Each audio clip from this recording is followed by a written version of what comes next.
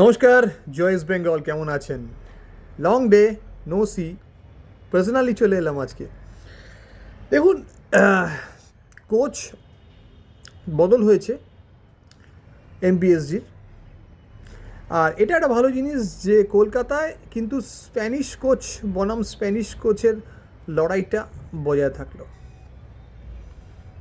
সারা ভারতবর্ষেই অনেক Spanish coach আজকাল coaching করান।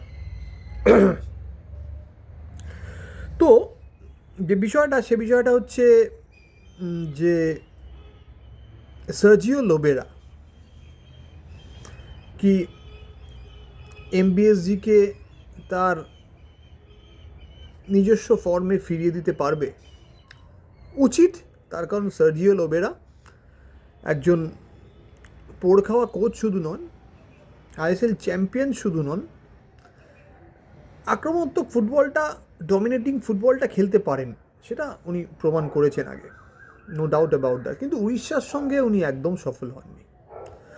যে প্রচুর বাদ্যযন্ত্র বাজিয়ে ধক্কা নিনাদ করে উড়িষ্যাতে উনি গিয়েছিলেন, তার সেরকম কিছু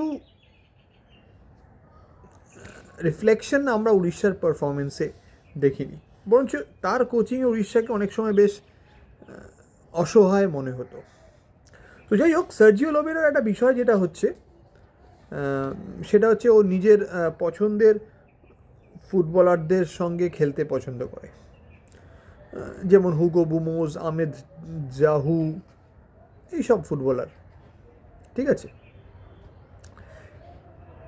এই যাদের নাম করলাম তারা কিন্তু তাদের ক্যারিয়ারের একদম শেষ প্রান্তে চলে এসছে। এবার দেখার সার্জিও লোবেরার যে ওই ড্রিম টিমটা ছিল মুম্বাইতে এবং গোয়াতে,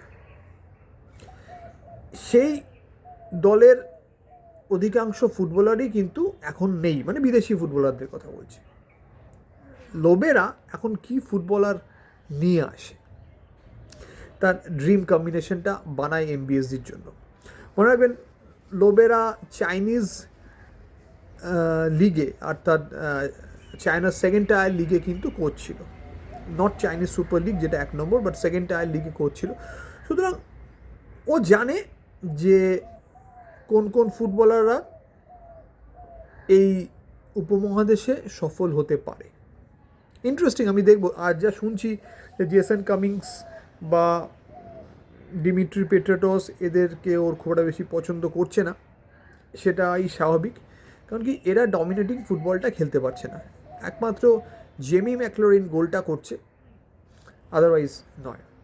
তো ইন্টারেস্টিং, দেখতে হবে কতটা সার্জিও লোবেরা তার নিজের ফুটবলটা খেলতে পারে। অন্যদিকে ইস্টবেঙ্গল, আমার যেটা ব্যক্তিগতভাবে মনে হয়, অস্কার ব্রুজো এবারে সফল হবে কি হবে না সেটা দুটো ফুটবলারের ওপর ডিপেন্ড করছে। কারণ অস্কার ব্রুজোর প্রত্যেকটা ডিপার্টমেন্ট সেট হয়ে গেছে, from goalkeeper to defence line to side back to midfield. শুধু দুটো জায়গা ডাউটফুল আছে। আপনারা বলবেন যে রাইট ব্যাক একটা, অনেকে বলতে পারেন, কিন্তু হয়তো অনেকে বলবেন না। কারণ মোহাম্মদ রাকিব যে খেলাটা খেলছে, আপনাকে আমাকে প্রায় সকলকে ভুল প্রমাণ করেছে। এবং মোহাম্মদ রাকিব এখন নো ডাউট ইস্টবেঙ্গলের 1 নম্বর রাইট ব্যাক এবং ভারতবর্ষের এই মুহূর্তে অন্যতম সেরা রাইট ব্যাক। বাঁদিকে জয়গুপ্তা সেট, মাঝে আনোয়ার কেভিন সিভিলের সেট। সুতরাং ইস্টবেঙ্গল ডিফেন্স লাইনটা দাঁড় করিয়েছে, মিডফিল্ডও সেট। দুটো জায়গাতে কিন্তু সমস্যা বলবো না, প্রশ্নচিহ্ন গভীর, একটা না একাধিক প্রশ্নচিহ্ন। সেটা হচ্ছে গোল করার দুই কারিগর, হিরোশি ইবুসুকি এবং হামিদ আহাদাদ, মরক্কো এবং জাপান। এদের পারফরমেন্স কিন্তু এখনও সেরকমভাবে চোখে পড়ছে না। পারফরমেন্স, আপনি যদি বলেন যে হিরোশি কি গোল করেনি বা হামিদ আহাদাদ কি গোল করেনি, করেছে। কেন করবে না, গোল করেছে।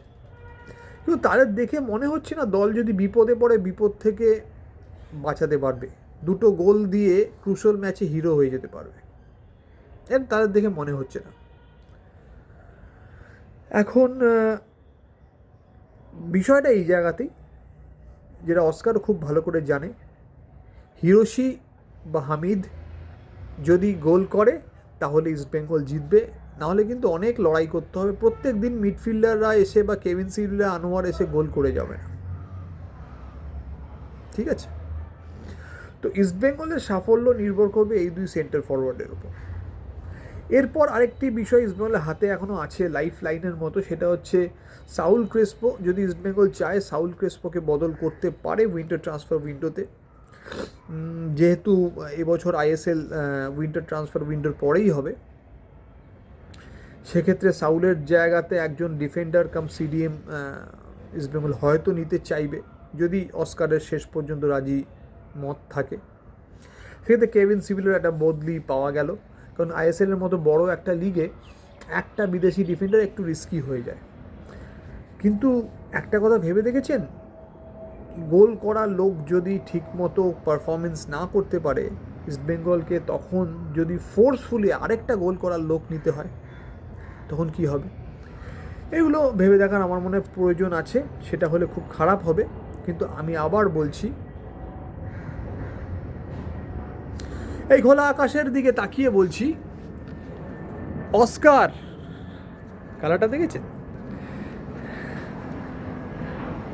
অস্কার ব্রুজনের সাফল্য নির্ভর করবে দুই সেন্টার ফরওয়ার্ডের পারফরমেন্সের উপর। আর সার্জিও লোবেরার সাফল্য নির্ভর করবে যে সে নতুন কত ভালো বিদেশি ফুটবলার এমবিএসজি সার্কিটে অ্যাড করতে পারছে, এবং রবসন রবিনের মতো একজন চ্যাম্পিয়ন প্লেয়ার, তাকে কি বাংলাদেশে রবসন যে ফর্মে খেলতো সেই ফর্মে ফিরিয়ে দিতে পারবে, বা রবসনের সঙ্গে তার তালমিল কীরকম হবে, এই সব কিছুর ওপর ইন্টারেস্টিং। সামনে দারুণ ইন্টারেস্টিং দিন আসছে ফুটবলের। আর এই অবেলায় এমবিএসজি যখন কোচ ঘোষণা করছে, তার মানে এটাও তো একটা পরিচায়ক যে আইএসএলটা হবে।